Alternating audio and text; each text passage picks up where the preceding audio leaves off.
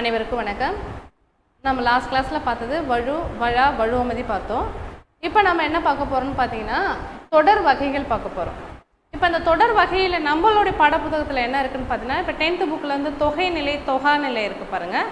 அப்போ அதில் நம்ம அந்த தொகை நிலை பார்க்க போகிறோம். இப்போ தொகை நிலையிலேருந்து தான் உங்களுக்கு இலக்கண குறிப்பே எல்லாமே வரும் பாருங்கள். வேற்றுமை, வினை, பண்பு, உவமை, உண்மை, அன்மொழி தொகை, இது எல்லாமே எதில் அடங்கும்னு பார்த்தீங்கன்னா இந்த தொகை நிலையில் தான் இருக்கும். அதே போல் தொகா நிலைக்கு போனீங்கன்னா நீங்கள் வேற்றுமை தொடர், வினையெச்சம், பெயரெச்சம், இது எல்லாமே உங்களுக்கு அந்த தொகா நிலையில் வரக்கூடியது. ஆக மொத்தத்தில் இந்த 2 டாப்பிக்கை நீங்கள் கவர் பண்ணாலே எல்லா இலக்கண குறிப்புகளும் எல்லாமே உங்களுக்கு வந்து கவர் ஆகக்கூடிய ஒரு பகுதியாக தான் அமையும். அதனால் இப்போ நம்ம பார்க்க போகிறது தொடர் வகையில் தொகை நிலை பார்க்க போகிறோம். தொகை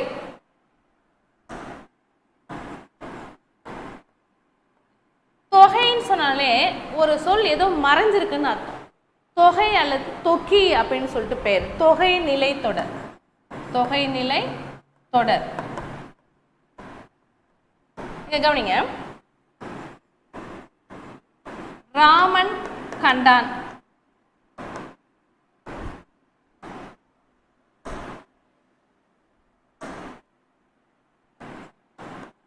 ராமன் கண்டான். இப்போ இந்த 2 சொல்ல நம்ம இணைக்கும் பொழுது என்ன ஆகுதுன்னு பார்த்தீங்கன்னா, இங்கே பாருங்கள், நம்ம ஏற்கனவே சொல்லியிருப்போம் இது நிலைமொழி, இது வருமொழி. அப்போ இந்த நிலைமொழிக்கும் வருமொழிக்கும் இடையில் ஏதோ நமக்கு வந்து என்ன இருக்குன்னு பார்த்தீங்கன்னா, ஏதோ ஒரு உருவுகள் சேர்க்கணும் இல்லைங்களா? அப்போ அந்த உருவுகள் தான் என்னன்னு பார்த்தீங்கன்னா வேற்றுமை, வினை, பண்பு, உவமை, உண்மை, அன்மொழி அப்படின்னு சொல்லக்கூடிய இந்த 6மே தொகையாக வரக்கூடியது. தொகைக்கு இன்னொரு பேர் என்னன்னு பார்த்தோன்னா தொக்கி அல்லது மறைந்து அப்படின்னு பேர். அப்போ இந்த நிலைமொழிக்கும் வருமொழிக்கும் இடையில இப்போ சொன்ன என்னென்ன சொல்லியிருக்கேன் பாருங்க. வேற்றுமை, வேற்றுமை, வினை, பண்பு, வேற்றுமை, வினை, வினை, பண்பு, உவமை, உண்மை அப்படின்னு சொல்லக்கூடிய உண்மை, அன்மொழி அப்படின்னு 6மே வந்து என்னவா வருதுன்னு பார்த்தீங்கன்னா தொகையாக வரக்கூடியது. அந்த தொகையை பற்றி தான் இப்போ நம்ம பார்க்க போகிறோம்.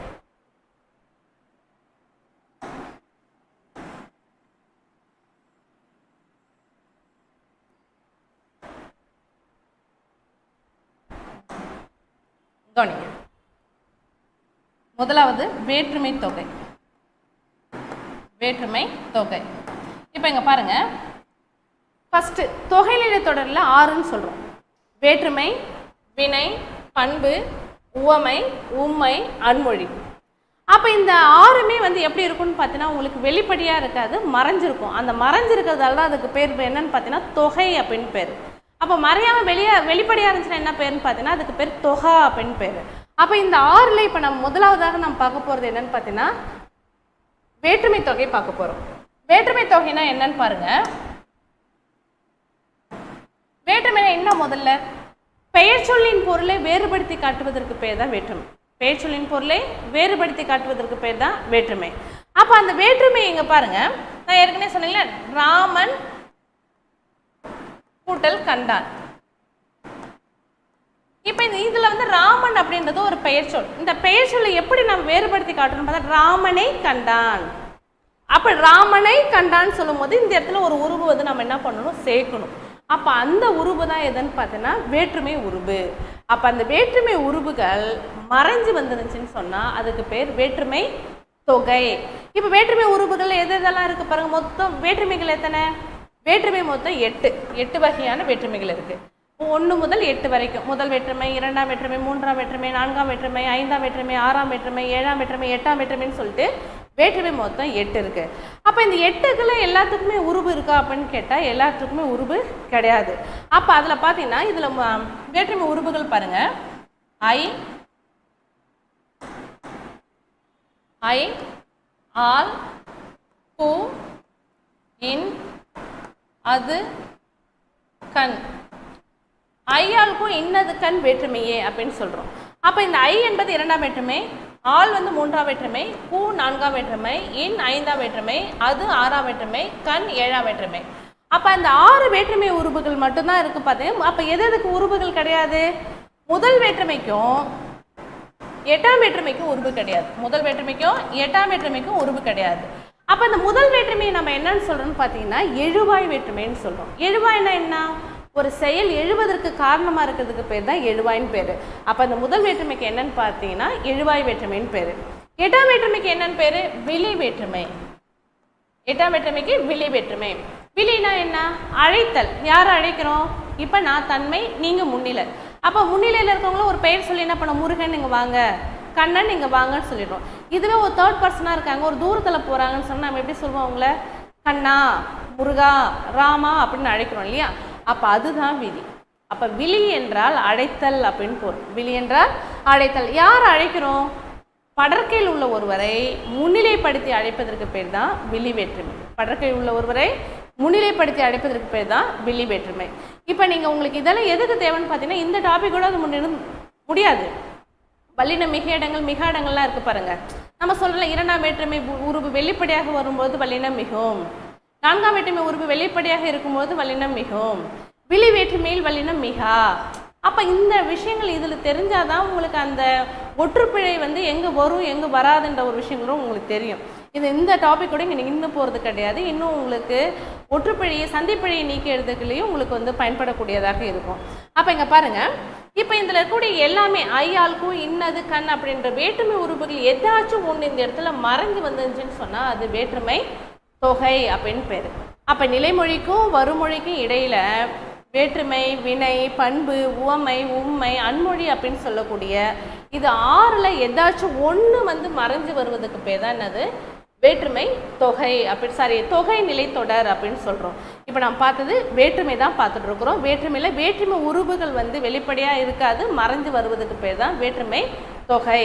இப்போ நீங்கள் கொஷின் பேப்பரில் வந்து பார்த்தீங்கன்னா எப்படி இருக்குன்னா, இப்போ ராமன் கண்டான் மட்டும் இருக்குது. கொஷின் பேப்பரில் வந்து வெளிப்படையாக இருக்குது. இதுக்கு என்ன இலக்கண குறிப்பு நாம் தான் சொல்லி பார்க்கணும். ராமனை கண்டான். கண்ணகி கண்ணகி ஊர் அடைந்தாள். கண்ணகி ஊர் அடைந்தாள், ஊரை அடைந்தாள். கொஷின் பேப்பரில் ஊர் அடைந்தால் மட்டும்தான் இருக்கும். கரிகாலன் கல்லணை கட்டினான். அப்போ கல்லணையை கட்டினான். அப்போ ஐ என்ற உருவு அந்த இடத்துல நாம் தான் சொல்லி பார்க்கணும். அப்போ அந்த இடத்துல வெளிப்படையாக இருக்காது. அப்போ அதை மறைஞ்சு இருக்கும்போது அப்போ இது என்னன்ற ஒரு விஷயத்தை நம்ம தெரிஞ்சுக்கணும். அப்போ இப்போ பார்த்தது வேற்றுமை. அதுக்கடுத்து நம்ம பார்க்க போகிறது பண்புத்தொகை. அடுத்த தலைப்பு நம்ம பார்க்க போகிறது பண்புத்தொகை. பண்புத்தொகை இப்போ வேற்றுமை உங்களுக்கு புரிஞ்சிருக்குன்னு நினைக்கிறேன். அடுத்தது பண்புத்தொகை. பண்புத்தொகையில் பாருங்க, பண்புத்தொகைக்கான உருவு என்ன? முதல்ல பண்புத்தொகைனா என்ன? பண்புனா எதை குறிக்கும்? பண்பு என்றாலும் குணம் என்றாலும் ஒன்று தான். பண்பு என்றாலும் குணம் என்றாலும் ஒன்று தான். அப்போ அந்த குணத்தை எதை குறிக்குதுன்னு பார்த்தீங்கன்னா, இந்த நம்ம நிறம், சுவை, அளவு, வடிவம் என்ற 4 அடிப்படையில் பண்புத்தொகை வரும். எது பாருங்க, நிறம், சுவை,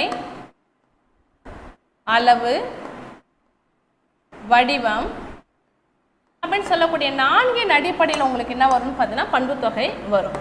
அப்போ சரி, நம்ம ஒரு கொஸ்டின் இருக்கும், பண்புத்தொகைக்கான உருவு என்ன? இப்போ நம்ம சொன்னாலும் வேற்றுமை தொகையில் வேற்றுமை உருவு மறைஞ்சு இருக்குன்னு சொன்னோம் இல்லையா? அது போல் பண்புத்தொகையில் உருவு இருக்கணும் இல்லை? அப்போ என்ன உருவாக இருக்கும்? பண்புத்தொகைக்கான உருவு என்ன? நிறைய பேர் நான் கேட்ட கொஸ்டினுக்கு இதுக்கு என்ன ஆன்சர் பண்ணாங்கன்னு கேட்டினா மை தான் அப்படின்னு சொன்னாங்க. மை வந்து எப்படி உருவாக வரும்? இப்போ இங்கே பாருங்கள், இப்போ செந்தமிழ்னு இருக்குன்னு வச்சுங்களேன். எப்படி பிரிப்பீங்க செந்தமிழை? செம்மை கூட்டல் தமிழ். செந்தமிழ்ன்றத செம்மை கூட்டல் தமிழ்.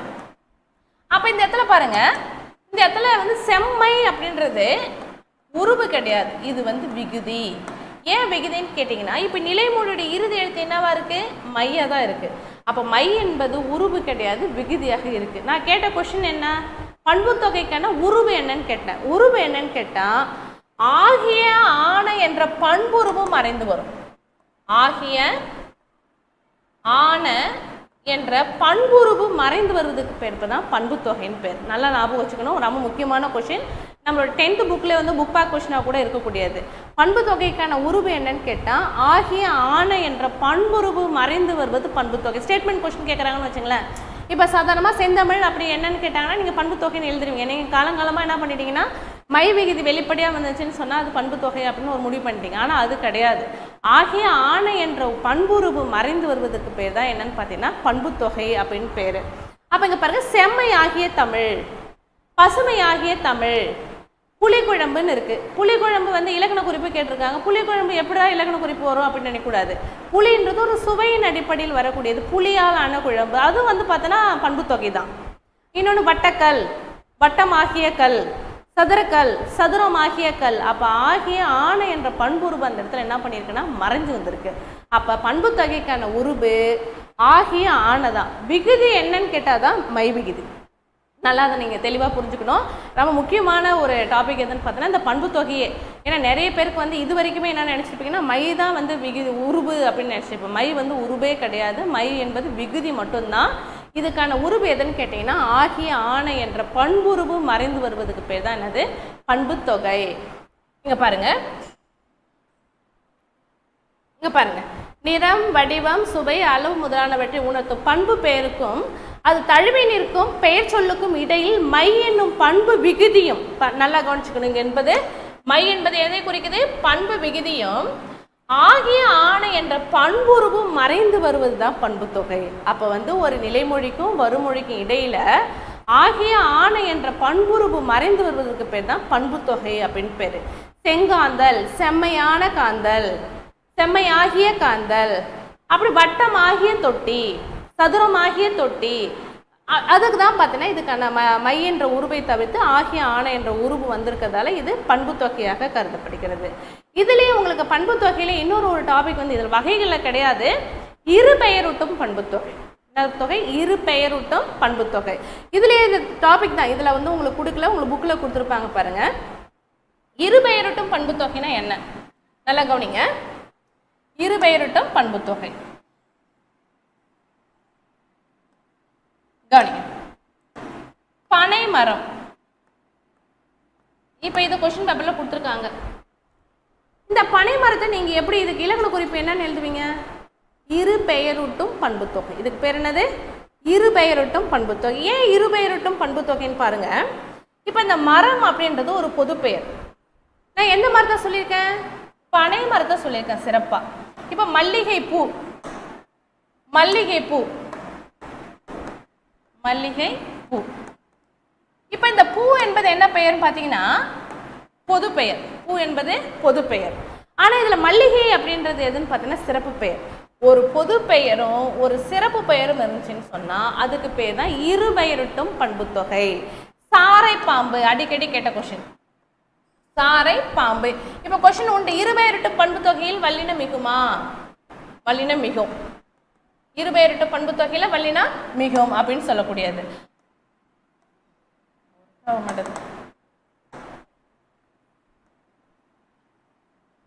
கவனிங்கம்மா, சாரை பாம்பு. அப்ப இங்க பாருங்க, பாம்பு அப்படின்றது பொது பெயரு, இதுல சாரை என்பது சிறப்பு பெயரு.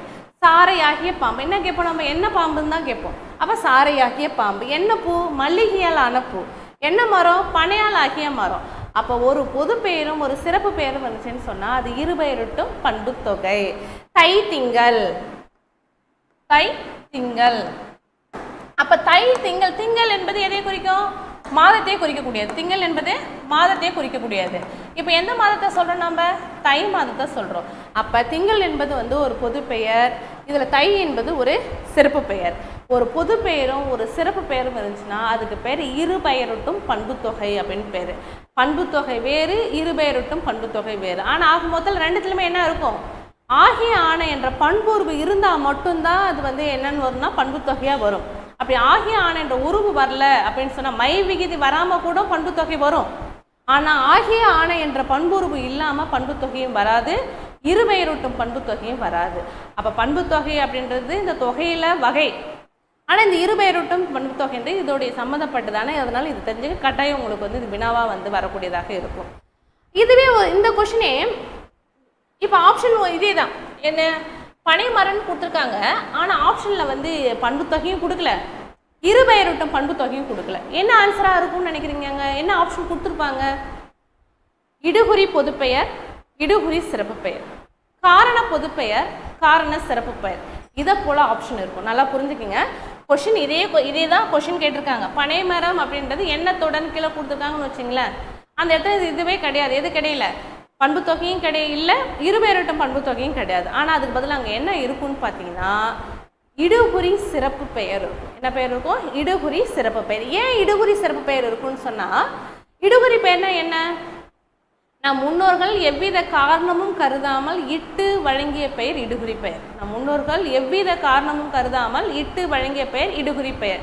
இப்போ குழந்தைங்களாம் கேட்பாங்கல்ல, ஏம்மா மரம்னு பேர் வச்சாங்க, ஏன் நிலான்னு பேர் வச்சாங்க, ஏன் தண்ணின்னு பேர் வச்சாங்க அப்படின்னு கேட்பாங்க. ஆனால் நமக்கு ஆன்சர் பண்ண தெரியாது. ஆனால் அந்த பிள்ளைங்களை என்ன பண்ணுவோம், நம்ம மிரட்டி அனுப்பிச்சி விட்ருவோம். ஆனால் அதுக்கு தான் நம்ம முன்னோர்கள் வந்து காரணமே கருதாமல் இதுக்கு இதான் அப்படின்னு சொல்லிட்டு வழங்கி வச்ச பேர் தான் இடுகுறி பெயர். தமிழில் இடுகுறி பெயர்கள் குறைவு. வடமொழியில் பிற மொழிகள்லாம் பார்த்தா இடுகுறி பெயர்கள் மிகுதியாக இருக்கக்கூடியது. அப்போ இங்கே பாருங்கள், அப்போ அந்த மரம் என்பது இடுகுறி பெயர். இந்த இடுகுறி பெயரை தான் எப்படி பிரிக்கிறாங்கன்னு பார்த்தோன்னா, இடுகுறி பொது பெயர், இடுகுறி சிறப்பு பெயர். கொஷின் பேப்பரில் வெறும் மரம் மட்டும் கொடுத்துருந்தாங்கன்னா இடுகுறி பொது பெயர், பனை மரம் கொடுத்துருந்தாங்கன்னா இடுகுறி சிறப்பு பெயர். சொல்கிறது நல்லா கால் வாங்கிக்க, இடுகுறி சிறப்பு. கொஷின் ஒன்று தான், அதுக்கான ஆப்ஷன் மட்டும் எப்படி வருதுன்றதை நீங்கள் பார்த்துக்க வேண்டியது தான். இதுவே எங்கே பாருங்களேன், பறவைன்னு கொடுத்துருக்காங்கன்னு வச்சுங்களேன். பறவைன்றது என்ன பெயர்? ஒரு காரண பெயர், அது பறக்கிறதால அது பறவை. இதுவே மரங்கொத்தி பறவைன்னு இருக்குன்னு வச்சுங்களேன், காரண சிறப்பு பெயர். காரண சிறப்பு பெயர், ஒரு பொது பெயரும் அந்த இடத்துல ஒரு சிறப்பு பெயரும் இருக்கு. ஆப்ஷனை பொறுத்து நீங்கள் வந்து என்ன பண்ணிக்கங்க பார்த்துங்க. அப்போ கொஷின் வந்து ஒன்று தான், ஒரு பனை மரம்னு கொடுத்துருக்காங்க அப்படின்னு சொன்னால் உங்களுக்கு இரு பெயரூட்டும் பண்பு தொகையும் ஆன்சர் தான். இதுவே வந்து பார்த்தோன்னா இதில் வந்து இடுகுறி சிறப்பு பெயரும் உங்களுக்கு ஆன்சராக வரக்கூடியது. அதுக்கு தகுந்த போல் நீங்கள் ஆப்ஷனை பார்த்து நீங்கள் அடிச்சுக்க வேண்டியது தான்.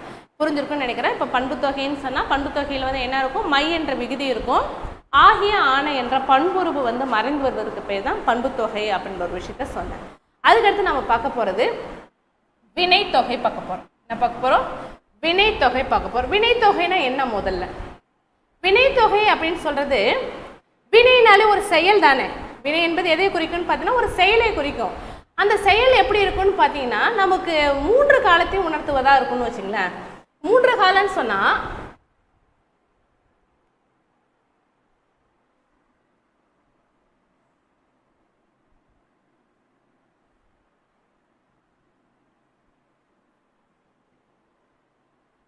கவனிங்க, வினைத்தொகை இதில் டாபிக் இல்லாமல் இருக்கு. முக்காலத்தையும் உணர்த்தும். முக்காலத்தையும் உணர்த்தக்கூடியது வினைத்தொகை. காலம் கறந்த பெயரெச்சம் வினைத்தொகை. நன்னூல் நூற்பா, காலம் கறந்த பெயரெச்சம் வினைத்தொகை. அப்போ காலத்தை வந்து மறைத்து நின்று பெயரை வைத்து வந்து நமக்கு என்ன ஆகும்னு பார்த்தீங்கன்னா 3 காலத்தை உணர்த்தக்கூடியதாக இருக்கும். இப்போ இங்கே பாருங்களேன், வீசு காற்று. நீங்கள் ஊறுகாய் எடுத்துங்க, ஊறுகாய், ஊறுகின்ற காய், ஊறும் காய். பொங்கு தாமரை, பொங்கு தாமரை, பொங்குகின்ற தாமரை, பொங்கும் தாமரை. விரிகுழல், விரிகுழல், விரிகின்ற குழல், விரியும் குழல். வீசு தென்றல், வீசும் தென்றல், வீசுகின்ற தென்றல், வீசும் தென்றல். அப்போ 3 காலமும் நம்மளால அந்த சொல்லை வந்து பிரிக்க முடிஞ்சுன்னு சொன்னால் அது வினைத்தொகை. அப்போ முக்காலமும் மறைந்து நின்று நமக்கு பொருளை தருது, அதனால் அதுக்கு பேர் வினைத்தொகைன்னு பேர். நன்னூல் நூற்பால் என்ன சொல்லியிருப்பாங்கன்னா காலம் கறந்த பெயரெச்சம் வினைத்தொகை. இதே நம் தொல்காப்பியரும் சொல்லியிருப்பாரு. என்ன சொல்லியிருப்பாருன்னா முக்காலத்துக்கும் உரியது வினைத்தொகை. முக்காலமும் 3 காலமும் மறைந்து நின்று வந்து ஒரு பொருளை தரக்கூடியதா என்னன்னு பார்த்தீங்கன்னா வினைத்தொகை அப்படின்னு சொல்லியிருப்பாரு. தொல்காப்பியர் என்ன சொல்லியிருக்காருன்னு கேட்டீங்கன்னா காலம் கறந்த பெயரெச்ச வினைத்தொகைன்னு சொல்லிட்டு நன்னூலார் சொல்லியிருக்காரு. தொல்காப்பியர் என்ன சொல்லியிருக்காருன்னு பார்த்தீங்கன்னா முக்காலத்துக்கும் உரியது வினைத்தொகை அப்படின்னு சொல்லிட்டு தொல்காப்பியர் சொல்லியிருக்காரு. அப்போ அந்த ஒரு இப்போ இதை பாருங்களேன், முதுமரம், முதுமரம், முதிர்மரம், இது ரெண்டுத்துக்குள்ள வித்தியாசம் என்ன இருக்கு பாருங்க. முதுமரத்துக்கும் முதிர் மரத்துக்கும் என்ன வித்தியாசம் இருக்கு இங்க பாருங்க. முதுமரம் அப்படின்னு சொன்னா முதுமையான மரம், முதுமை ஆகிய மரம் அப்படின்னு சொல்லிட்டு இந்த இடத்துல ஆகிய ஆணை என்ற பண்புருவு மறைந்து வந்திருக்கிறது எதுன்னு பார்த்தீங்கன்னா இந்த முதுமரம். இதுவே முதிர் மரம் பாருங்களேன், முதிர் மரம், முதிர்கின்ற மரம், முதிரும் மரம். அப்போ என்ன வருதுன்னு பார்த்தீங்கன்னா 3 காலமும் வந்து நமக்கு இந்த இடத்துல வருது. அப்போ ஒரு சொல்லை நம்ம 3 காலமும் சொல்லி பார்த்தா வந்தால் மட்டும்தான் அது வினைத்தொகை. இதுவே நீங்கள் முது மரத்தை சொல்லி பாருங்கள் 3 காலம் வராது. அப்போ அந்த 3 காலம்ன்றது வரக்கூடிய டாபிக் அது முக்காலத்துக்கும் உரியது. 3 காலமும் மறைத்து நின்று நமக்கு வந்து பொருளை தந்துச்சுன்னு பார்த்தீங்கன்னா அதுக்கு தான் வந்து உங்களுக்கு வினைத்தொகையாக வரக்கூடியது. இப்போ நம்ம ஏற்கனவே வேற்றுமை பார்த்துருக்கோம். வேற்றுமை உருபுகள் இடையில நிலைமொழிக்கு வருமொழிக்கு இடையில வேற்றுமை உருபுகள் மறைஞ்சு வருவது வேற்றுமை தொகை. நிலைமொழிக்கு வருமொழிக்கு பண்புருவு ஆகிய ஆணை என்ற பண்புருவு மறைந்து வருவது பண்பு தொகை. வினைத்தொகை அப்படின்னு சொன்னால் அந்த 3 காலமும் மறைந்து வந்து பொருளை தரக்கூடியது தான் பார்த்தோன்னா வினைத்தொகை. பல முறை வந்து இந்த நூற்பா கேட்டிருக்காங்க, அதனால் நல்லா ஞாபகம் வச்சுங்க. நூற்பா வந்து காலம் கறந்த பெயரெச்சம் வந்து வினைத்தொகை அப்படின்னு சொன்னது நன்னூல், முக்காலத்துக்கும் உரியது வினைத்தொகை அப்படின்னு சொன்னது வந்து பார்த்தீங்கன்னா தொல்காப்பியம் வந்து சொல்லியிருக்காங்க. அதனால் நல்லா ஞாபகம் வச்சுங்க. அதுக்கு அடுத்து பாருங்க, இப்போ நம்ம வந்து வினை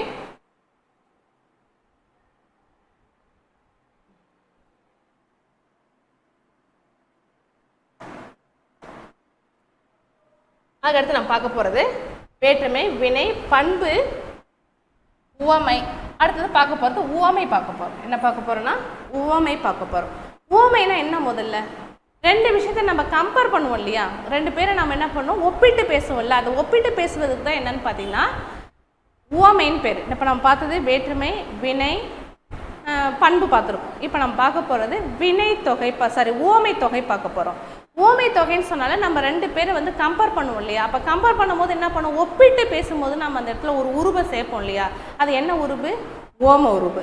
அந்த ஓம உருவு தான் எதுன்னு பார்த்தீங்கன்னா போல, புறைய, ஒப்ப, உரழ, மான, ஈன, அண்ண, நேர, நெகர, கடுப்பை அப்படின்னு சொல்லிட்டு நிறைய ஓம உருவுகள் இருக்குது. பொதுவாக நமக்கு பாட புத்தகத்தில் பொதுவாக உங்களுக்கு தெரிஞ்சது எதுன்னு பார்த்தீங்கன்னா போல, போன்ற, அண்ண, அற்று, தற்று, இது எல்லாமே என்னன்னு பார்த்தீங்கன்னா ஓம உருவுகள் தான். இப்போ இந்த ஓம உருவுகள் எப்படி இருக்குது அப்படின்ற ஒரு விஷயத்தை தான் நம்ம பார்க்க போகிறோங்க. கவனிங்க. கயல் விழி, கயல் விழி கொஸ்டின் பேப்பரில் இதான் கொடுத்துருக்காங்க, கயல் விழின்னு தான் கொடுத்துருக்காங்க. நம்ம என்ன இதை பார்த்துட்டு நம்ம என்ன இலக்கண குறிப்பு நம்ம தேர்ந்தெடுப்போம், கயல் போன்ற விழி. அப்போ நிலைமொழிக்கும் வருமொழிக்கு இடையில என்ன மறைஞ்சிருக்கு, போல என்ற ஓம உருவு வந்து மறைஞ்சிருக்கு. அப்போ அதுதான் வந்து இந்த இடத்துல ஓமை தொகையாக வரக்கூடியது. இங்கே பாருங்களேன், கயல் விழி, மலரடி, பவளவாய், தேன்மொழி, தேன்மொழி. இப்போ நல்லா கவனிங்க. இப்போ இந்த இடத்துல பாருங்க, இங்க எல்லாரும் முதல்ல இருக்கக்கூடிய எழுத்தை பாருங்களேன், சொல்ல பாருங்களேன். கயல், மலர், பவளம், தேன், இது எல்லாமே என்ன சொல்லுன்னு பார்த்தீங்கன்னா சிறப்பான சொல். இது எல்லாமே சிறப்பான சொல். எதெல்லாம்? கயல், மலர், பவளம், தேன். சிறப்பான சொல் முன்னையும் சிறப்பிக்கப்பட்ட சொல் பின்னையும் இருந்துச்சுன்னு சொன்னா அது ஓமை. சிறப்பான சொல் முன்னையும் சிறப்பிக்கப்பட்ட சொல் பின்னையும் இருந்துச்சுன்னா ஓமை. சரிம்மா, ஓமை சொல்லிட்டீங்க, உருவகம் வரும் இல்லையா, இது எப்படி உருவகம் நம்ம சொல்றது அப்படின்னு கேட்டால், உருவகம்னா என்ன? உவமை வேறல்ல, உவமேயம் வேறல்ல, இரண்டும் ஒன்றாக கருதக்கூடியதுக்கு பேர் தான் உருவகம் அப்படின்னு பேர். ஓமைக்கப்பட்ட பொருள் தான் ஓமைனா. ஓமைனா வேற ஒன்றும் கிடையாது, எந்த பொருள் கூட நம்ம கம்பேர் பண்ணுறோமோ அதுக்கு பேர் தான் ஓமேயம் அப்படின்னு சொல்கிறோம். ஓமைக்கப்பட்ட பொருளுக்கு பேர் தான் ஓமையன்னு பேர். ஓமை வேறு கிடையாது, ஓமையம் வேறு கிடையாது, ரெண்டும் நமக்கு ஒன்றாக தெரியும். பார்க்கும்போது பார்த்தீங்கன்னா ஒரே மாதிரியே தெரியும்.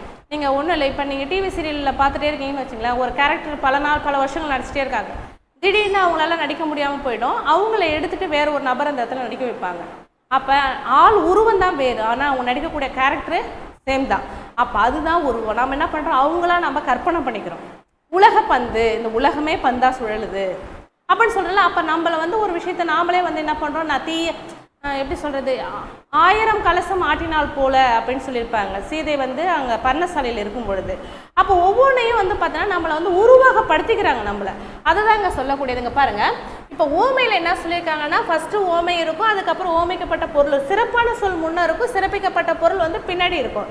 இதுவே உருவகம் எடுத்துக்கங்களேன், அப்படி ஆப்போசிட்டாக இருக்கும். விழிக்கயல், விழிக்கயல், அடிமலர், அடிமலர், வாய்ப்பவளம், மொழித்தேன். அப்ப இங்க பாருங்க, சிறப்பான சொல் முன்னையும் சிறப்பிக்கப்பட்ட சொல் பின்னையும் இருந்துச்சுன்னு சொன்னா இது உவமை. சிறப்பிக்கப்பட்ட சொல் முன்னையும் சிறப்பான சொல் பின்னையும் இருந்துச்சுன்னு சொன்னா இது உருவகம். இவ்வளவுதான் சிம்பிளான ஒரு கான்செப்ட். நீங்க இதுல பாத்தீங்கன்னா ஓமைக்கும் உருவகத்துக்கும் உள்ள வித்தியாசம் தெரியாதவங்க கூட இதை நீங்க கவனிச்சிக்கலாம். ஏன்னா ரெண்டுமே வந்து கன்ஃபார்ம் கொஸ்டின் ஏரியா தான். இதுல ஓமை அப்படின்னு சொல்லும் போது சிறப்பான சொல் முன்னே இருக்கும், சிறப்பிக்கப்பட்ட சொல் பின்னாடி இருந்துச்சுன்னு சொன்னா அது ஓமை. சிறப்பிக்கப்பட்ட சொல் முன்னையும் சிறப்பான சொல் பின்னாடி இருந்துச்சுன்னு சொன்னா இது உருவகம். ஏற்கனவே அதே போலதான் பண்பு தொகையும் சொல்லியிருக்கேன், இருபெயரூட்டும் பண்பு தொகையும் சொல்லியிருக்கேன். பண்பு தொகைக்கு என்ன வித்தியாசம், இருபெயரூட்டும் பண்பு தொகைக்கு என்ன வித்தியாசம். ஆனா இருபெயரூட்டும் பண்பு தொகை வந்து இதுல வகைகள்ல வராது. அதே போலதான் உருவகம் இதுல வகையில வராது. இருந்தாலும் இந்த உருவகம் வந்து என்னன்ற ஒரு விஷயத்தை நீங்க வந்து தெரிஞ்சுக்கணும். அதுதான் ஓகே. இப்ப நம்ம பார்த்தது வேற்றுமை, வினை, பண்பு, உவமை, 4 டாபிக் பார்த்துருக்கோம். இப்போ நம்ம பார்க்க போகிறது உம்மை தொகை.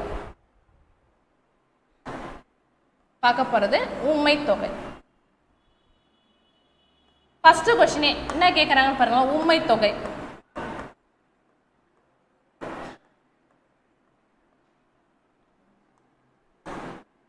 உம்மை தொகை. உம்மை தொகையில் என்பது எச்சொல். கொஸ்டினே அதான். இப்போ ஸ்டேட்மெண்ட் கொஸ்டின் கேட்குறாங்க. உம்மை தொகையில் என்பது எச்சொல், என்பது இடைச்சொல். என்பது என்ன சொல்லு? இடைச்சொல். இடைச்சொல்னா என்ன? ஒரு கன்ஜெக்ஷன், 2 சொல்லையும் சேர்க்கறதுக்காக நம்ம அந்த பயன்படுத்தக்கூடிய ஒரு சொல்லுக்கு பேர் தான் என்னன்னு பார்த்தீங்கன்னா இடைச்சொல் அப்படின்னு சொல்லி. இப்போ நீங்கள் இலக்கண வகை சொற்கள், இலக்கிய வகை சொற்கள் அப்படின்னு ஒன்று இருக்கும். இலக்கண வகை சொற்கள் எத்தனை? 4. பெயர்ச்சொல், வினைச்சொல், இடைச்சொல், உரிச்சொல். இது 4மே வந்து என்னன்னு பார்த்தீங்கன்னா இலக்கண வகை சொற்கள். இந்த 4 இலக்கண வகை சொற்களில் பெயர்ச்சொல், பெயரை குறிக்கக்கூடிய சொல் பெயர்ச்சொல், ஒரு செயலை குறிக்கக்கூடிய சொல் வினைச்சொல். இதுவே இடைச்சொல் அப்படின்னு சொன்னால் ஒரு 2 சொற்களை இணைப்பதற்காக. இப்போ இங்கே பாருங்களேன், கபிலர் பரணர். நம்ம கபிலரும் பரணரும் சொல்கிறோம்ல, கபிலரும் பரணரும். நீங்கள் கொஸ்டின் நல்லா கவனிக்கணும். இது இலக்கண குறிப்பு கேட்கல. நான் என்ன கேட்குறேன்னா, கபிலரும் பரணரும் அப்படின்ற ஒரு சொல்லில் என்பது எச்சொல் அப்படின்னு கேட்டாங்கன்னா இடைச்சொல். 2 சொல்லி இணைக்கிறதுக்காக நம்ம பயன்படுத்தியிருக்கோம். அதனால வந்து இடைச்சொல்லாக இருக்கும். இந்த இடைச்சொல்லு பெயர் சொல்லியும் வினைச்சொல்லியும் சார்ந்துதான் இருக்கும். சொன்னால் தனியாக வந்து வராது. இது இடைச்சொல்லும் சரி, உரிச்சொல்லும் சரி, தனியாக வராது. அது ஒரு பெயர் சொல்லக்கூடியோ ஒரு வினை சொல்லக்கூடிய சேர்ந்து மட்டும்தான் வரும் அப்படின்னு சொல்லியிருக்கோம். இப்போ நம்ம பாருங்க, இந்த இடத்துல என்ற இடைச்சொல் மறைந்து வருவது உம்மை தொகை. என்ற இடைச்சொல் மறைந்து வருவது உம்மை தொகை. நீங்கள் இதில் வந்து பார்த்தீங்கன்னா இப்போ கொஸ்டின் பேப்பரில் என்ன இருக்குன்னா கபிலர் பரணர் மட்டும்தான் இருக்கும். கபிலர் பரணர். இப்போ இதுக்கான இலக்கண குறிப்பு என்ன அப்படின்னு கேட்டிங்கன்னா இது வந்து இலக்கண குறிப்பு உம்மை தொகை. ஏன் உம்மை தொகை? என்ற சொல் இந்த இடத்துல என்ன பண்ணியிருக்குன்னு கேட்டால் மறைஞ்சிருக்கு. என்ற சொல் இந்த இடத்துல மறைஞ்சிருக்கிறதால இது உம்மை தொகை. சரி, இதுவே வெளிப்படையாக கொடுத்துருக்காங்களே, எங்க பாருங்க, கபிலரும் பரணரும் அப்படின்ட்டு வெளிப்படையாக கொடுத்துருக்குல்ல. 2 வெளிப்படையாக இருந்துச்சுன்னு சொன்னால் அதுக்கு பேர் எண்ணுமைன்னு பேர். 2 வெளிப்படையாக இருந்துச்சுன்னா அதுக்கு பேர் எண்ணுமை. இங்கே பாருங்க, யாரையும் யாரையும் யாரையும் சொல்லும் போது இந்த இடத்துல இருக்கு இல்லைங்களா, அதுக்கடுத்து பாருங்க ஒரு நிமிஷம், குறுகும். இப்ப இதுல எதுக்கெல்லாம் உங்களுக்கு ஆப்ஷன் தெரியுதுன்னு பாருங்க. ஃபர்ஸ்ட் உம்மை தொகை கொடுத்துருக்கிறேன். உம்மை தொகையில கபிலரும் பரணரும் சொல்லியிருக்கேன். இந்த இடத்துல கபிலரும் பரணரும் அப்படின்றது 2 வெளிப்படையாக வந்திருக்கிறதால இதில் எண்ணுமை. இதுவே கபிலர் பரணர் என்னும் போது என்ற சொல் என்ன பண்ணியிருக்குன்னா மறைஞ்சிருக்கிறதால இது உம்மை தொகை. என்ற சொல் மறைஞ்சிருக்கிறதால உம்மை தொகை. இங்கே யாரையும் கொடுத்துருக்காங்க இல்லையா, யாரையும் என்றதுல எத்தனை இருக்கு? ஒரே ஒரு தான் மறைஞ்சிருக்கு. ஒரே ஒரு வெளிப்படையாக இருக்கு. ஒரே ஒரு வெளிப்படையாக இருந்துச்சுன்னு சொன்னால் இதுக்கு பேர் முற்றுமைன்னு பேர். ஒரே ஒரு நல்லா திரும்ப சொல்கிறேன் பாருங்க, ஒரே ஒரு வெளிப்படையாக இருந்துச்சுன்னு சொன்னால் முற்றுமை, 2 வெளிப்படையாக இருந்துச்சுன்னா எண்ணுமை, என்ற சொல் மறைந்து இருந்துச்சுன்னு சொன்னால் அதுக்கு பேர் உம்மை தொகை அப்படின்னு பேர். சரி மேம், குறுகும்னு இருக்கு, இதுக்கு என்ன ஆன்சர் அப்படின்னு பார்த்தீங்கன்னா நீங்கள் சொல்லுங்க பார்க்கலாம். ஏன்னா குறுகும் சொல்லும் போது இதுலேயும் ஒரே ஒரு தானே மேம் இருக்குது, இது முற்றுமை அப்படின்னு சொல்லலாம். ஆனால் கொஸ்டின் பேப்பரில் முற்றுமைன்றதை கொடுக்கல. முற்றுமைன்ற ஒரு ஆப்ஷனே அங்கே கிடையாது. அப்போ அங்கே என்ன இருந்திருக்கும் அப்படின்னு கேட்டிங்கன்னா இதுக்கு என்ன ஆன்சர்னா இழிவு சிறப்புமை. இந்த குறுகும் அப்படின்றதுக்கு ஆன்சர் என்னன்னா இழிவு சிறப்புமை. எப்படி இழிவு சிறப்புமை அப்படின்னு பார்த்தீங்கன்னா இந்த பாட்டு வரி குறுகும் உண்டு தான் மணந்த நாற்றே அப்படின்னு ஒரு பாட்டு வரி. குறுந்தொகையில் கபிலர் எழுதிய பாட்டு. குறுகும் உண்டு தான் மணந்த நாற்றே. அப்போ இங்கே என்ன சொல்ல வராங்கன்னா ஒரு தலைவனும் தலைவியும் ஆற்றங்கரையில் உட்காந்து பேசிட்டு இருக்காங்க. பேசியிருக்கும் போது தலைவிக்கு ஒரு டவுட்டு. தலைவன் சப்போஸ் தன்னை கல்யாணம் பண்ணிக்கலன்னா நீ யாரை சாட்சியாக கூப்பிடுவேன் அப்படின்னு சொல்லிட்டு அப்போ சொல்கிறாவ குறுகும் இருந்தது. அங்கே அந்த இடத்துல குறுகும் இருந்தது அப்படின்றது சிறப்பு. ஆனால் அதெல்லாம் என்ன பண்ண முடியாது, சாட்சி சொல்ல முடியாது. அப்போ அதனால் அதுக்கு இழிவு சிறப்புமை அப்படின்னு சொல்லிட்டு பேர் அதுக்கு. அதான் குறுகும் உண்டு தான் மணந்த நாற்று. இந்த பாட்டு வரி தெரியணும், இந்த பாட்டு வரிக்கு அர்த்தம் தெரியணும். அதன் பிறகு தான் இதுக்கான உங்களுக்கு இலக்கண குறிப்புக்கான ஆன்சர் தெரியும். நீங்கள் நினைக்கிற போல் வந்து இலக்கண குறிப்பை வந்து அவ்வளோ ஈஸியாக வந்து உங்களுக்கு தெரிஞ்சுக்க முடியாது. நீங்கள் எல்லா இலக்கணங்களும் ஓரளவுக்கு இலக்கணங்களை தெரிஞ்சால் பிறகு தான் இலக்கண குறிப்புகள் உங்களுக்கு தெரியும். அப்போ இங்கே பாருங்கள், ஒரு வெளிப்படையாக இருந்துச்சு. இது சப்போஸ் கொஸ்டின் பேப்பரில் இந்த இழிவு சிறப்புமையே கொடுக்கல, அந்த இடத்துல முற்றுமை கொடுத்துருந்தாங்களா, ஆன்சர் ரைட்டு. அது நல்லா புரிஞ்சுங்க. இழிவு சிறப்புமே இல்லை அந்த இடத்துல, வெறும் முற்றுமை மட்டுமே கொடுத்துருக்காங்கன்னு சொன்னால் இந்த இடத்துல அந்த ஆப்ஷனை வந்து நீங்கள் சூஸ் பண்ணலாம். சப்போஸ் முற்றுமையும் கொடுத்துருக்காங்க இழிவு சிறப்புமையும் கொடுத்துருக்காங்கன்னு சொன்னால் இழிவு சிறப்புமையை சூஸ் பண்ணால் மட்டும்தான் உங்களுக்கு ஆன்சர் வந்து கரெக்டாக இருக்கும். அப்போ இங்கே பாருங்கள் உம் என்ற இடைச்சொல் கபிலர். இப்போ மா பலா வாழை, மாவும் பலாவும் வாழையும். அப்போ வந்து ஒவ்வொரு சொல்லுக்கு நடுவில் என்ன பண்ணியிருக்குன்னு சொன்னால் உம் என்ற இந்த இடைச்சொல் என்ன பண்ணியிருக்கு மறைந்து வந்திருக்கிறதால இது உம்மை தொகை அப்படின்னு சொல்கிறோம். அதுக்கு அடுத்தது இப்போ நம்ம பார்க்க போகிறோம். இது வரைக்கும் நம்ம பார்த்தது என்னென்னா பார்த்தீங்கன்னு சொன்னால் வேற்றுமை, வினை, பண்பு, உவமை, உண்மை, இது வரைக்கும் 5 தொகைகள் பார்த்துருக்கோம். என்ன தொகை பார்த்துருக்கோம்? 5 தொகை பார்த்துருக்கோம். இப்போ நீங்கள் வந்து பாருங்களேன், ஐந்தொகை மொழி மேல் பிற தொகை அன்மொழி. அடுத்து நம்ம பார்க்க போகிற தலைப்பு அன்மொழி தொகை பார்க்க போகிறோம். அன்மொழி தொகையில் என்னன்னு பார்த்தீங்கன்னா ஐந்தொகை மொழி மேல் பிற தொகை அன்மொழி. அன்மொழி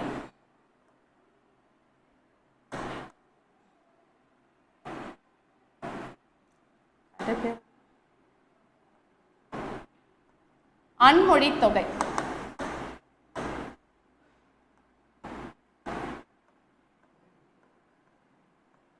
அன்மொழி தொகை இங்க பாருங்க, ஐந்தொகை மொழி மேல், ஐந்தொகை மொழி மேல்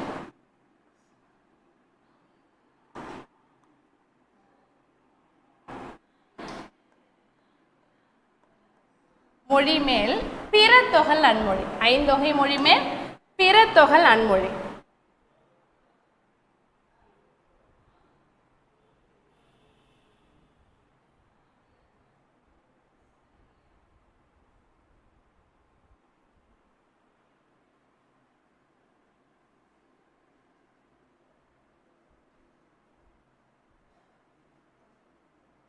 கவனிங்க, ஐந்தொகை மொழி மேல் பிற தொகை அன்மொழி. இங்க என்ன சொல்லியிருக்காங்க பாருங்க,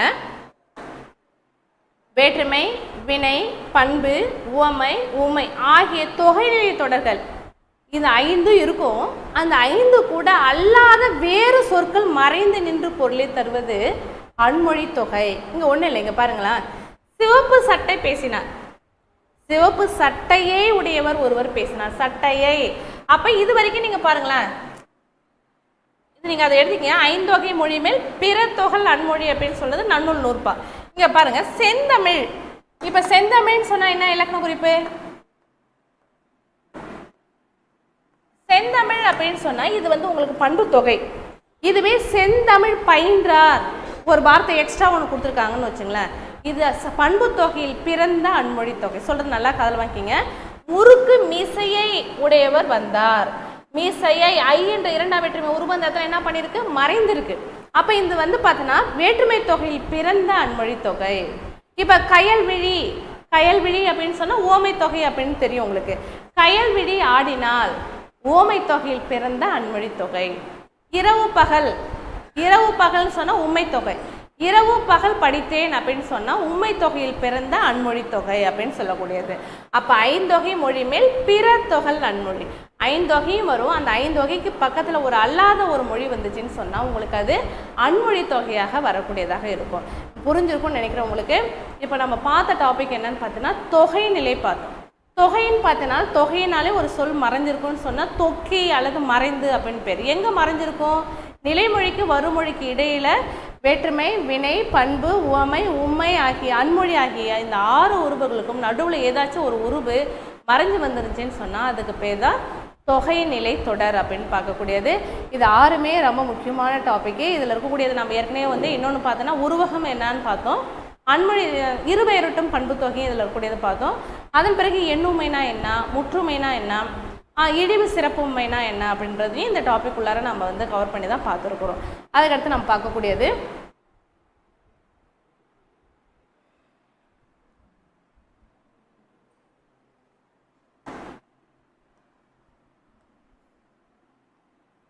உங்களுக்கு சிம்பிளாக சொல்லணும்னா இப்போ தன் எல்லாருக்குமே வந்து உங்களுக்கு இப்போ நம்ம அடுத்த டாபிக் நம்ம பார்க்க போகிறது இப்போ லாஸ்ட்டாக நடத்தின டாபிக் உங்களுக்கு புரிஞ்சிருக்கும்னு நினைக்கிறேன். அதுக்கடுத்து நம்ம பார்க்க போகிறது தன்வினை, பிறவினை, செய்வினை, செயற்பாட்டு வினை இருக்கிறதுல ரொம்ப உங்களுக்கு சிலபஸ் ஓரியன்டாக பார்க்கும்போது ரொம்ப முக்கியமான தலைப்பு. அதே போல் உங்களை வந்து குழப்பக்கூடிய ஒரு பகுதியாகவும் இருக்கக்கூடியது எதுன்னு பார்த்தீங்கன்னா இந்த தன்வினை பிறவினையும் செய்வினை செயற்பாட்டு வினையும் உங்களுக்கு வந்து மிகுதியான ஒரு குழப்பத்தை தரக்கூடிய பகுதி. இது எப்படி நீங்கள் வந்து ஈஸியாக வந்து நீங்கள் கையாளலாம் அப்படின்ற ஒரு விஷயத்த இப்போ நம்ம பார்க்க போகிறோம். ஃபர்ஸ்ட் நம்ம பார்க்க போகிறது தன்வினை.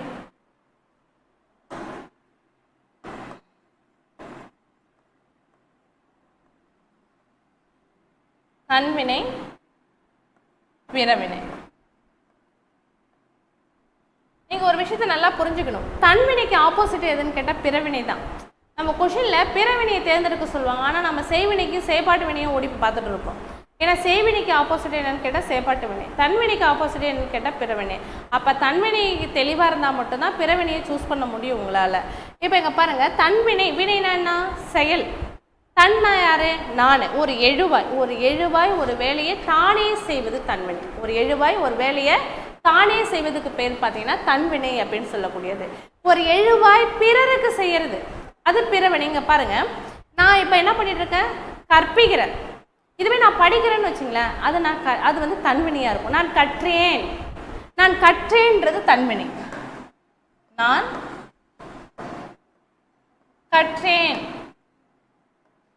கற்றேன் என்பது என்னது? நான் தான் படிக்கிறேன், நான் எழுதுறேன், நான் தூங்குறேன், நான் விளையாடுறேன். யார் செய்யறது? நான் தான் செய்கிறேன். அப்போ நான் செய்கிறதால நான் உருண்டேன், நான் கீழே உருள்றேன், நான் தான் உருள்றேன். அப்போ என்னன்னு பார்த்தீங்கன்னா அது தன்வினையாக வரக்கூடியது. நல்லா கவனிக்கும். ஒரு எழுவாய் ஒரு வேலையை தானே செய்வது தன்வினை.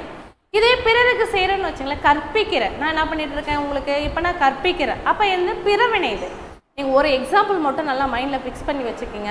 இப்போ பொதுவாக வந்து பிவி அப்படின்ற விகுதியில் முடியும். பொதுவாக வந்து தன்வினை பிறவினை பிவி அப்படின்ற விகுதியில் வந்து வரக்கூடியது. கற்பித்தேன், உருண்டேன், உருட்டுவித்தேன், ஆட்டுவித்தேன், செய்வித்தேன், அணிவித்தேன், தந்துவித்தேன். இதை போல் வந்து உங்களுக்கு எல்லாமே எப்படி வரும்னு பார்த்தீங்கன்னா பிறவினையாக வரக்கூடியதாக இருக்கும். இப்போ பாருங்கள், கற்றேன்றது தன்வினை, கற்பித்தேன் அப்படின்றது பிறவினை.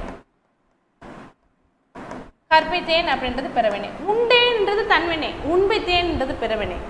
ஆடினேன்றது தன்வினை, ஆட்டுவித்தேன் அப்படின்றது பிறவினை. அப்போ இதுதான் உருண்டேன்றது தன்வினை, உருட்டினேன் அப்படின்றது வந்து பிறவினையாக வரக்கூடியது. அப்போ தன்வினையும் பிறவினையும் உங்களுக்கு தெளிவாக இருந்துச்சுன்னு சொன்னால் நீங்கள் செய்வினையில் வந்து எந்த ஒரு தப்பும் உங்களுக்கு வராது. ஏன்னா நீங்கள் என்ன பண்ணுவீங்கன்னா தன்வினையை எடுத்துக்கிட்டு அந்த செய்வினை டாப்பிக்கை வந்து யோசிப்பீங்க.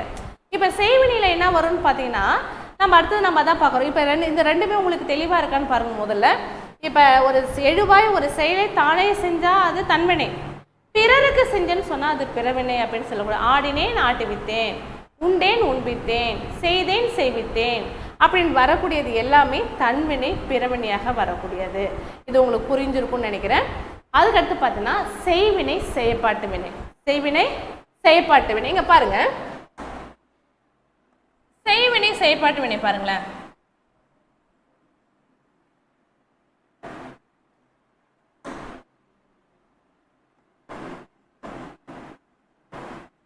திருக்குறளை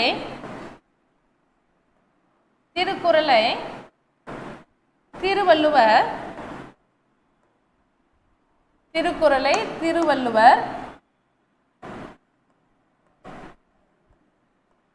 இயற்றினார். திருக்குறளை திருவள்ளுவர் இயற்றினார். இங்க கவனிங்க, திருக்குறளை ஐ அப்படின்றது எத்தனாம் வேற்றுமை உருபுன்னு பார்த்தீங்கன்னா இரண்டாம் வேற்றுமை உருபு. திருக்குறளை அப்படின்றது இரண்டாம் வேற்றுமை உருபு. எப்படி இருக்கும் உங்களுக்கு? வெளிப்படையாக இருக்கும். இப்போ நம்ம பார்க்கறது செய்வினை பார்க்குறோம். செய்வினைன்னு சொன்னால் இப்போ திருவள்ளுவர் தான் இந்த வினையை இந்த செயல் என்ன பண்ணியிருக்காரு? செஞ்சுருக்காரு. என்ன மேம் நீங்கள் அங்கே சொன்னீங்களா தன்வினை தானே ஒரு வினையை செய்கிறது தன்வினைன்னு சொல்லிட்டு.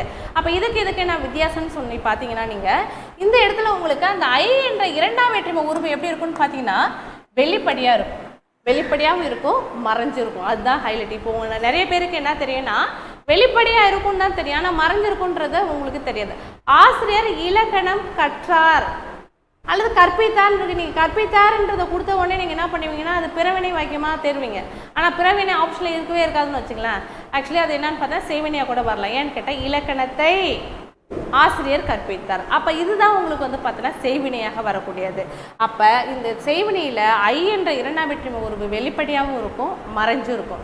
கவிதா உரை எழுதினார், கவிதா உரையை எழுதினார். அப்போ நம்ம என்ன பண்ணுவோம்? நம்ம ஐ என்ற உருவு இல்லையே, ஐ என்ற உருவு இருந்தால் மட்டும்தானே செய்வினையாக சொன்னாங்க அப்படின்னு சொல்லிட்டு நம்மளோட ஒரு தாட் இருக்கும். அது கிடையாது.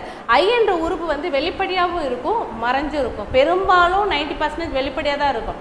ஒரு 10% தான் என்னன்னு பார்த்தீங்கன்னா உங்களுக்கு வந்து மறைஞ்சிருக்கிறப்போ உங்களுக்கு வந்து கொஷின் இருக்கும். ஆனால் அந்த மறைஞ்சிருக்கிறதுல கொஷின் கேட்டால் தான் உங்களுக்கு என்ன பண்ண தெரியல, உங்களுக்கு ஆன்சர் பண்ண தெரியல அதில்.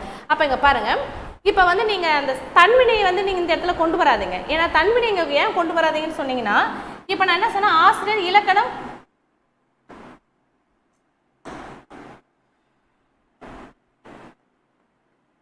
ஆசிரியர் இலக்கணம் கற்றார்னு வச்சுங்களேன். ஆசிரியர் இலக்கணத்தை கற்றார், ஆசிரியர் இலக்கணத்தை கற்றார், நான் கற்றேன். நீங்கள் வந்து அந்த இடத்துல ஆப்ஷன் வந்து உங்களுக்கு நிச்சயமாக வந்து தன்வினையை கொடுத்துருக்க மாட்டாங்க ஆப்ஷனில். சப்போஸ் அப்படியே கொடுத்துருந்தா கூட நீங்கள் இந்த இலக்கணத்தை அப்படின்ற ஒரு வார்த்தையை வந்து நீங்கள் மென்ஷன் பண்ணிங்க. இது ஃபஸ்ட்டு என்ன சாய்ஸ்ன்னு பார்த்தீங்கன்னா உங்களுக்கு செய்வினையாக தான் வரக்கூடியது. இலக்கணத்தை கவிதா உரை எழுதினார், உரையை எழுதினார்னு சொல்லி பாருங்கள். அப்போ நீங்கள் தன்வினையில் என்ன பார்த்தீங்கன்னா கற்றேன், கற்பித்தேன், செய்தேன், செய்வித்தேன், உண்டேன், உண்பித்தேன், உருண்டேன், உருட்டுவித்தேன், இப்படி வந்தால் மட்டும்தான் அது தன்வினை பிறவினை. இப்போ ஐன்ற உருவு வந்து வெளிப்படையாகவோ மறைஞ்சோ இருந்துச்சுன்னு சொன்னால் அது செய்வினை.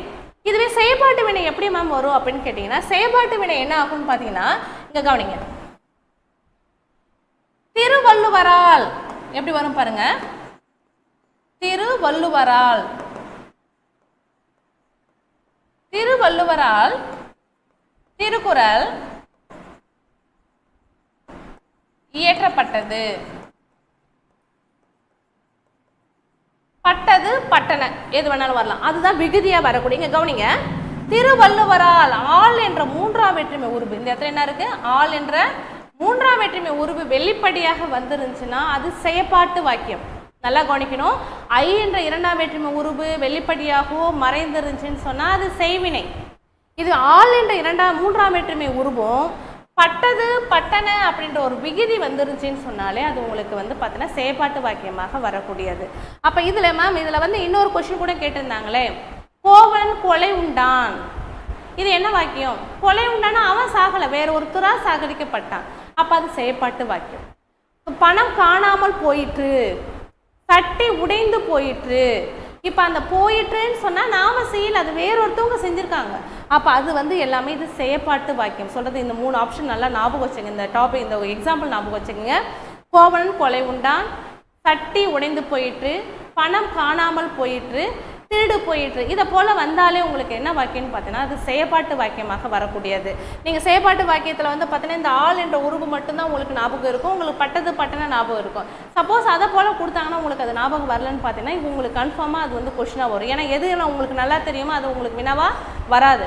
அப்போ பணம் காணாமல் போயிற்று அப்படின்னு சொன்னால் அது என்ன வாக்கியமாக வரும்னு பார்த்தீங்கன்னா அது செயற்பாட்டு வாக்கியமாக வரக்கூடியது. இது 3 மட்டும் நீங்கள் நல்லா ஞாபகம் வச்சுங்க. இப்போ நம்ம பார்த்தது தன்வினை, பிறவினை, செய்வினை, செயற்பாட்டு வினை பார்த்தோம். தன்வினைன்றது நான் ஒரு எழுவாய் தானே ஒரு வேலையை செஞ்சால் தன்வினை, பிறருக்கு செஞ்சால் அது பிறவினை.